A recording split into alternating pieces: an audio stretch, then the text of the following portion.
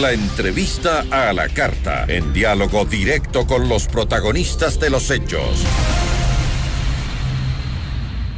Nos acompaña a esta hora la ministra de Gobierno, Alexandra Vela. Ministra, ¿cómo está? Muy buenas tardes. Gracias por acompañarnos. Buenas tardes. Gracias por la invitación, Gisela. Ministra, quisiera empezar hablando de un tema de coyuntura que está preocupando mucho al país, y es estos nuevos enfrentamientos que se registraron este martes en la cárcel regional de Guayaquil. Vamos a hablar del tema de la ley de oportunidades, pero creo que ahora la ciudadanía está enfocada en este tema y nos gustaría conversarlo con usted, si no le importa, ministra. En absoluto. Ministra, lo que usted desea hablar. Muchísimas gracias. Como le decía, pues, y lo sabe ya la ciudadanía, pues hay un enfrentamiento que se da al parecer entre las bandas al interior de la cárcel del Litoral. Un enfrentamiento que se da justamente luego de que Fausto Cobo dejara el cargo de director del Servicio de Atención Integral a Personas Privadas de Libertad y Adolescentes Infractores.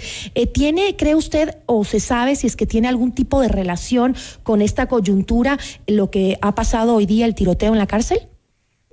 Hasta este momento, Gisela, de la información que tenemos, puesto que el evento se produjo alrededor de las 10:55 de la mañana, un poquito antes, lo que se produjo fue un enfrentamiento a bala, con armas, dentro de la cárcel, entre presos, personas privadas de la libertad de dos pabellones. Y como consecuencia de eso se quedaron atrapados dentro de la cárcel. Perdón.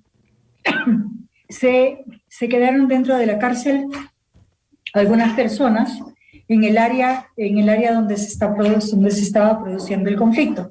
De manera que en este momento se ha tomado el control hasta el filtro 2 y se ha establecido un nivel de avanzada, ingresando a los pabellones alrededor de 200 efectivos de la Policía Nacional de diferentes unidades. ¿Se ha confirmado ya si hay muertos o heridos, ministra? En este momento todavía no tenemos la información detallada de lo sucedido internamente.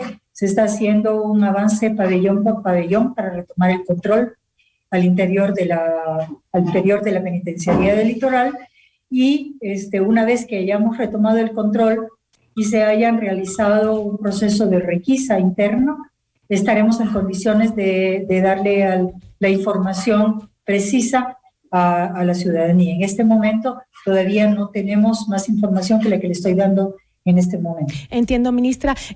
La excesiva violencia y la crisis penitenciaria era un problema evidente al que el actual gobierno debía enfrentarse. ¿Cuáles han sido las estrategias del gobierno para disminuir los niveles de violencia en las cárceles?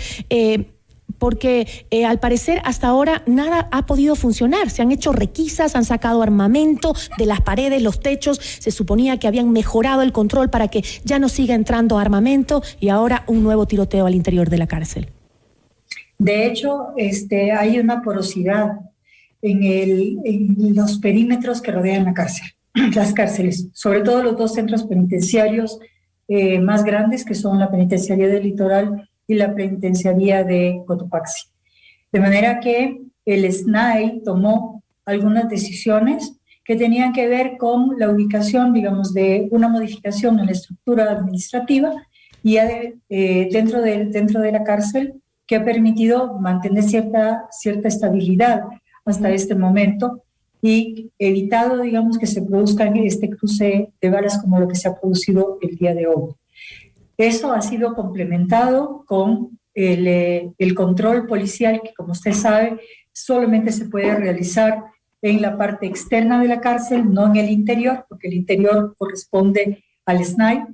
En el perímetro externo, a partir del primero, el segundo y el tercer filtro, se ha establecido un mecanismo de control especial.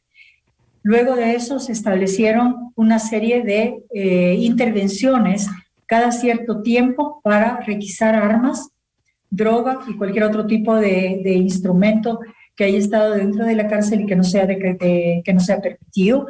Y eso ha permitido tener un control.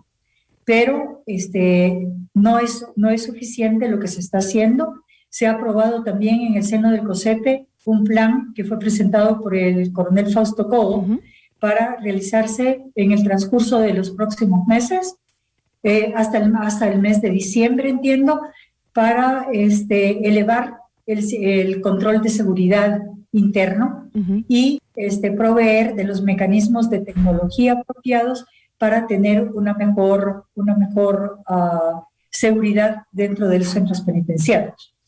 Sin embargo, creo que hay que pensar en otro tipo de políticas, dado que el sistema penitenciario que se eligió hace ya más de 10 años es un sistema que tiende a concentrar un gran número de personas privadas de la libertad en determinados lugares.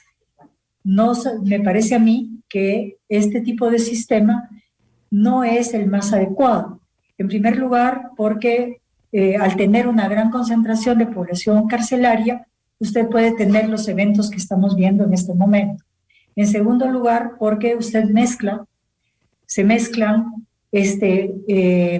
personas privadas de la libertad que han tenido varias condenas y que son reincidentes o que han cometido delitos que son penados con una mayor pena, es decir, son delitos de mayor gravedad, se mezclan con personas que están en otros de los pabellones cercanos que en cambio es su primera experiencia de carácter delictual o son delitos de carácter menor. Y eso establece una correlación interna del centro carcelario que no es la mejor. De manera que creo que es indispensable modificar, que es indispensable modificar el sistema en sí. Y se están avanzando estudios en esa línea, porque lo que hemos encontrado al interior, en las cárceles, Gisela, es que no hay realmente un sistema de rehabilitación. Y como usted sabe, la cárcel no es un fin. La cárcel es una estancia intermedia cuyo objetivo es que las personas que se ven privadas de libertad puedan tener un proceso de rehabilitación y estén en condiciones de reinsertarse en la sociedad. Ministra, con lo que acaba de decir, solamente para aclarar, ese otro tipo de políticas que usted considera se deberían implementar para controlar lo que está sucediendo en nuestras cárceles, es ir por otra línea distinta a la que había planteado Fausto Cobo en un inicio. Dijo mano dura, pero por ahora no podemos ir con el tema de la rehabilitación, sino con la mano dura. No, estoy exactamente en la misma línea de Fausto. La primera parte fue que nos permitieran tomar el control. Ya a eso se refería Fausto cuando dice mano dura. En una segunda fase es necesaria entrar al sistema de rehabilitación, porque un sistema penitenciario está hecho para rehabilitar, no está hecho para que las personas se queden permanentemente dentro de la cárcel. Es entendible, pero entiendo también que no se puede determinar en este momento, como usted lo dijo, ministra, que tenga una relación el cambio de Fausto Cobo hacia hasta inteligencia, la salida de él de la autoridad superior de las cárceles con lo que está pasando el día de hoy. Sin embargo, ¿usted cree que esto podría afectar el control de la cárcel, la salida de Fausto Cobo? No. La persona que se va a hacer cargo del SNAI es una persona que ha estado trabajando directamente con el coronel Cobo, de manera que no se va a cambiar en absoluto los planes que se han aprobado hasta este momento y se mantendrá el mismo personal que fue seleccionado por el coronel Cobo. Gracias, ministra. Pasemos al otro tema. Entiendo que se han formado 3 equipos con miembros de distintos ministerios, entre esos su ministerio, el de Gobierno, Producción, Finanzas y también un legislador del movimiento Creo, para trabajar dentro de la Asamblea para explicar el tema y el proyecto en sí y todos los temas que contiene la ley Creando Oportunidades. Eso se iba a iniciar desde el día de hoy. ¿Se ha logrado mantener estas reuniones con el legislativo hoy? En este momento todos los equipos están trabajando en el seno de la Asamblea Nacional. En la primera fase de esto es que el equipo tenga cohesión interna. Como han venido de varios ministerios, en este momento están trabajando ellos para estar de acuerdo en las líneas del manejo de cada uno de los grupos y para que la interrelación entre cada uno de los miembros que vienen de diferentes ministerios esté hecha de una manera en que el equipo pueda trabajar de manera conjunta. Y para comenzar, a partir del día de mañana, un trabajo ya de conjunto con los diferentes grupos legislativos dentro de la Asamblea Nacional. Ministra, ¿por qué no se iniciaron los diálogos con todas las bancadas del Legislativo antes de que sea presentado el proyecto para incluir observaciones de las diferentes ideologías? Porque pensamos que el proyecto de ley era, primero, digamos, la ejecución del proyecto de ley, la elaboración del proyecto de ley internamente dentro del gobierno, requería que hubiese un acuerdo y un entendimiento sobre cada una de las áreas y que el proyecto tuviese una estructura de carácter general en la cual todo el mundo estuviera de acuerdo. Siendo este un proyecto de ley económico urgente, se pensó que la mejor estrategia era entregar el proyecto de ley e iniciar inmediatamente un trabajo conjunto de acompañamiento permanente a cada uno de los bloques legislativos y de la comisión a la cual se ha enviado el proyecto de ley una vez que se reúna el CAL para hacer la calificación del mismo y mantenerse trabajando en conjunto durante el lapso de los 30 días que la ley señala para la aprobación de un proyecto económico urgente. En esta parte del diálogo se recibirán todas las observaciones y todas las sugerencias que se presenten de las diferentes bancadas y se irá avanzando en el mismo timing que establece el proceso de aprobación de un proyecto de ley en el seno de la Asamblea Nacional. Ministra, según escuchaba algunas de sus declaraciones, el gobierno ya había mantenido diálogos con bancadas como la de Pachacuti, que Izquierda Democrática. Sin embargo, estos diálogos estuvieron pues acompañados de esas declaraciones sobre los bloqueos y consultas populares. ¿Considera que el clima político dentro de la Asamblea era el más adecuado para presentar uno de los proyectos más importantes del gobierno, aun cuando la bancada del oficialismo está pues lejos de representar una mayoría dentro de la Asamblea? Bueno, todos los ecuatorianos saben cuál es la conformación de la Asamblea Nacional, de manera que no existe ningún bloque que sea mayoritario. Podemos hablar de la existencia de primeras o segundas minorías, pero no hay, como resultado de la voluntad del pueblo ecuatoriano, al conformar las diferentes bancadas y la representación dentro de la Asamblea Nacional, no le otorgó a ninguno una mayoría suficiente como para poder llevar adelante la agenda legislativa solo.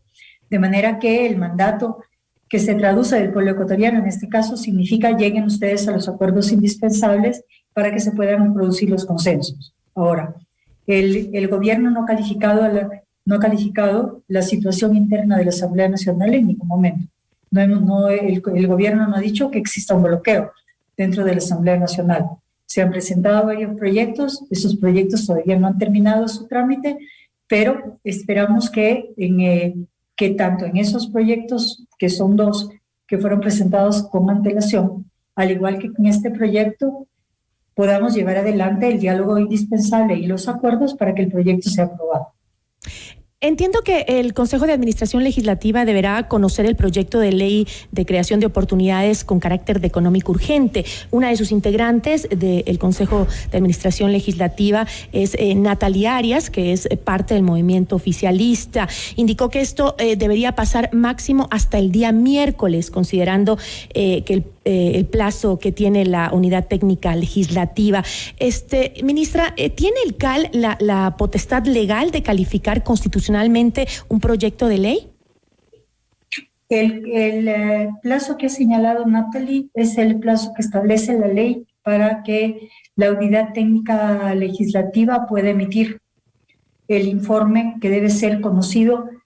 El informe es un informe que tiene un carácter no vinculante. Y este proyecto de ley, dentro del proceso del trámite legislativo, tiene que ser conocido dentro del CAL en conjunto con el proyecto de ley, y el CAL tomará una decisión que debe referirse a 2 temas. El primero, la admisión del proyecto a trámite. Y el segundo, la entrega, o sea, la asignación del tratamiento y del procesamiento del proyecto de ley en el seno de una comisión legislativa, que también es una decisión del CAL. ¿Y cuáles son las opciones del gobierno si el CAL decidiera no calificar el proyecto? Esperamos que lo califique, Gisela. ¿Y no han pensado en un plan B? Bueno, uno siempre tiene un plan B, pero en este momento sí quisiera que siguiera siendo un plan B. O sea, lo que estamos esperando de parte del gobierno es que el proyecto sea conocido dentro del CAL y que logre ser calificado al interior del CAL. Por otro lado, también pues escuchábamos a los representantes del sector de los trabajadores, el Frente Unitario de Trabajadores, el FUT y sus centrales afines, que han calificado el proyecto de una ley, de ley como una forma de esclavitud. Esas fueron sus palabras textuales. ¿Los diálogos del gobierno incluirán a los sindicatos y a las organizaciones sociales también? El gobierno ha venido conversando con los sectores sindicales representados en el FUT y continuará teniendo reuniones con las centrales sindicales, teniendo en cuenta, Gisela, que el proyecto de ley que ha sido presentado respeta todos los derechos laborales establecidos en el Código del Trabajo y genera un cuerpo legal distinto del Código del Trabajo con el objetivo fundamental de darle trabajo a 5.8 millones de ecuatorianos que carecen de él. De manera que esta parte de la legislación laboral es una legislación flexible que permitirá que los ecuatorianos que en este momento no tienen una posición remunerada puedan acceder a un puesto de trabajo. Y esta es la necesidad fundamental que tienen los ecuatorianos en este momento. Esta parte y este proyecto de transformación y de cambio en la legislación laboral no busca esclavizar a nadie, al contrario, busca garantizarle a todos los ecuatorianos la libertad que tiene como consecuencia el que usted pueda tener un trabajo digno que le permita atender a las necesidades personales y de su familia. Eso es lo que le permite a un ecuatoriano garantizar su verdadera libertad. Si es que una persona no tiene trabajo, no tiene el más elemental de los derechos de carácter social, que es poder contar con una ocupación, con un trabajo que le permita satisfacer sus necesidades y no depender de nadie para poder llevar adelante su proyecto de vida. Y esto es fundamental. El mercado laboral ha cambiado, el mundo ha cambiado en los últimos 83 años y es indispensable que reconozcamos esa realidad. Este mundo es un mundo de carácter global. Usted tiene muchísimos cambios dentro del mercado del trabajo y es fundamental que se tenga en cuenta esto, porque este cambio y esta modificación dentro del mercado laboral se va a mantener a lo largo del tiempo. Es una modificación que tiene como consecuencia el cambio en las estructuras económicas, pero más allá de eso, el cambio que está previsto por la revolución tecnológica. Y cuando aparece la tecnología y entra en el espacio, digamos, del análisis de todas las personas, el hecho de las consecuencias de la presencia de las TICs y de la presencia de la inteligencia artificial. Eso provoca cambios fundamentales en las estructuras productivas y en el mercado laboral. Y para que exista la posibilidad de que haya un incremento de los puestos de trabajo, es necesario reconocer que esa realidad existe y que, por ejemplo, temas como el teletrabajo, temas que están planteados en la ley, como, por ejemplo, un tratamiento del trabajo de las mujeres y una facilitación de la coparentalidad, hagan que, por ejemplo, las familias, los padres y las madres que tienen un bebé puedan extender el tiempo de su permanencia bajo el periodo de lactancia de 4 a 6 semanas en el caso de las madres y de 2 a 4 en el caso de los padres, incluyendo el caso de que usted tenga un bebé que no es su hijo biológico, pero que es un bebé que usted ha decidido adoptar. De manera que cuando llega este bebé adoptado a la casa, usted tiene el tiempo suficiente para poder permanecer con el niño e integrarlo efectivamente a la familia. Entonces, hay que ver más allá solamente de los términos de contratación y hay que mirar cuáles son todos los beneficios que este proyecto de ley plantea para los jóvenes y para las mujeres que no tienen trabajo en este momento y que necesitan urgentemente que el país, que el empresariado, que la inversión venga para poder garantizárselos. Justamente esa es una de las razones para que algunos sectores también vean con buenos ojos esta ley, como es el sector productivo. Pero hay algo que preocupa a muchos y es que durante el gobierno anterior, pues 2 proyectos económicos urgentes del Ejecutivo se cayeron en la Asamblea Nacional justamente por la falta de diálogo con los legisladores y los movimientos sociales. ¿Cuál será, ministra, la estrategia del gobierno para que su proyecto sea aprobado y aceptado sin haber incluido en primera instancia las observaciones de estos sectores? En el proceso legislativo, Gisela, usted incluye, usted presenta el proyecto de ley y una vez que ha sido un primer proceso de diálogo se da en el momento en que usted llega al CAL. Un segundo se da en el seno de la comisión. Y en el seno de la comisión se deben recibir otros criterios que vienen de las organizaciones sociales. El gobierno está en paralelo, además de hablando dentro de la Asamblea Nacional y conversando alrededor del proyecto de ley que se ha planteado, está también haciendo ese mismo proceso de diálogo con las organizaciones sociales y con los trabajadores. Pero además debe tener en cuenta un proceso de diálogo con los que no tienen voz hasta este momento. Hay unas pocas organizaciones que es aquellas personas a los cuales está destinado el proyecto de ley. Es decir, a esos 7 de cada 10 ecuatorianos que no tienen empleo y que no tienen voz en las centrales sindicales en este momento, para ellos está dedicado este proyecto y estamos buscando los mecanismos apropiados para poder llegar hasta ellos y conversar con ellos y que tengan el conocimiento de lo que este proyecto les puede dar, porque ellos son los destinatarios fundamentales de este esfuerzo de carácter legislativo.